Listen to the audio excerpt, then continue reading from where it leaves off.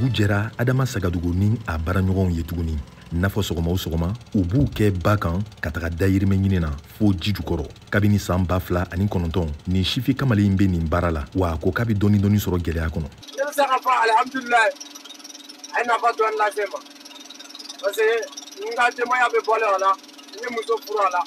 den kelen min bolo n bɛ balo a la samiya fɛ baara in a ka fisa ani nɛnɛ waati a ka fisa dɔɔni mais ni nɛnɛ daminɛna ka ban o bɛ prix jase i b'a sɔrɔ tile kɔnɔ i bɛ na i tɛ bɛrɛ sɔrɔ i bɛ min sɔrɔ o bɛ bɛn i ka dumuni dɔrɔn ma bon nin n'a ye nin fa sisan ne kuru ɲɛ fila bɛ 50 bɔ a bɛ san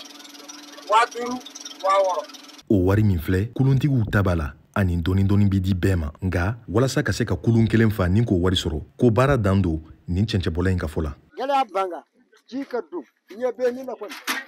ni kɔni kilo mugan bɛ don a la cɛncɛn bɛɛ b'a dɔn cɛncɛn ka girin kɔni yarɔ b'a dɔn ni mɔgɔ kelen b'a sama gɛlɛya ji ka don juru ka ja moteur fana t'an bolo moteur ka dɔgɔ a kɔrɔ la an bɛ taa ji jukɔrɔ miniti 4 5 ka taa concentré ka gɔngɔn fa ka tɛgɛ ka wuli o bɛ foyi tɛ an bɛ taa kunkolo fɛ dɔrɔn an mago bɛ moteur ba la da fiɲɛ wulila kuru falen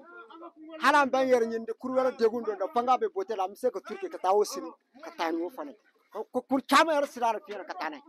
an mago bɛ wele yɛrɛ. Adama ko min yɛrɛ b'u tɔɔrɔ o ye ko ɲinɛ kelen bɛ olu kɔ k'a sɔrɔ ko étage baw bɛɛ joli sababu ye olu ye k'u to ba kɔnɔ yan. Tiɲɛ yɛrɛ la laptop jatelen tɛ parce que i b'a jateminɛ hali ni nin waati tɛmɛna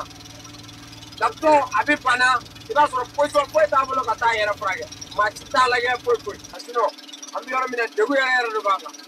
ni fiɲɛ wulila sisan o ye baara jɔlen bon hali ni mɔgɔw ne waati dɔ fɔlɔ sapeur pompier tun bɛ yan mais sisan sapeur pompier tɛ d'an la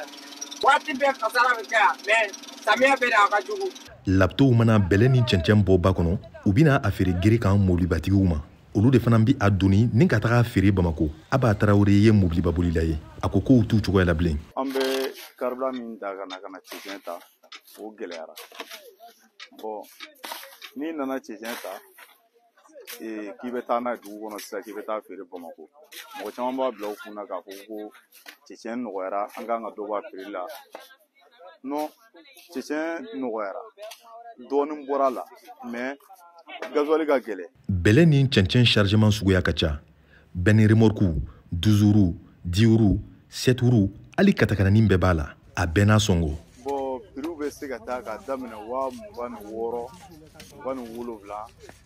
ka na bila yɔrɔ dɔw fɔ 30 o ye 30 o ye 10 ye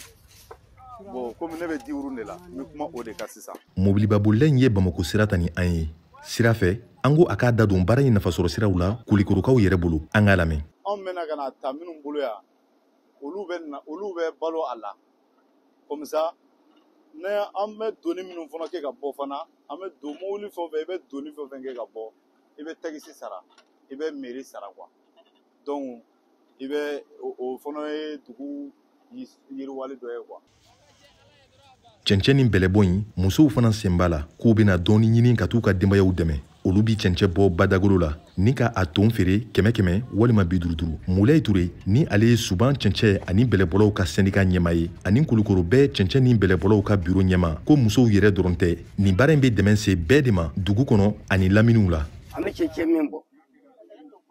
an ka balo bɛ bɔ a la chauffeur minnu bɛ bɔ Bamakɔ ka na u ka balo bɛ bɔ a la pelle-filaw u ka balo bɛ bɔ a la motobɔla minnu bɛ yan u ka balo bɛ a la feerekɛla minnu bɛ yan bititigi ana moto yimɛrɛ feerelaw namasa feerelaw bɛɛ de ka balo bɛ bɔ a la cɛncɛn baara ne bɛ se k'a fɔ Kulukɔrɔ kɔni ni min bɔ port cɛncɛn bɔ don parce que n'an jɔra dɔrɔn a bɛ komi Kulukɔrɔ jɔra alhamdulilayi an b'a la tan an ye baara kɛ kabini anw ye cɛganaw ye caman y'an muso furu an bɛ yɔrɔ min an kɔni ye mɔdentigiw ye ala tɛ nin du jɔyɔrɔw la moto san'a la mobiliw san'a la. O n'a ta o ta ale fana ko ɲɛmaw ka dɛmɛ ka dɔgɔ u yɔrɔ walasa ka baara in yiriwa. O baara kɔnɔna na fana a bɛ se ka kɛ don dɔ la an bɛ gɛlɛya sɔrɔ parce que an ka laptop dɔw a bɛ to ji la donc maa bɛ to fɛn fɛn na ji la o ye baaraba ye dɛ mais ala b'an dɛmɛ an b'u ɲini an b'u sutali mais gouvernement kɔni an ka baara yɛrɛ gouvernement a b'a dɔn a b'a la yɛrɛ an ka baara ma dɔn b'a la dɛ Amea amba empotora sabon sa matara halin yana ta babe be ngul an woni o barak me amma joro fo ye merti fo ande atanga sira dala ali biere ambe sira dala awere de jara ka wori bo amba kanga sira dala nuna na laje doro mo amita kana mbawdem hali ko sara ministre musoro dana akabina morso balawdem ube nana ayu video ni femeta atara kamina tara ma yifo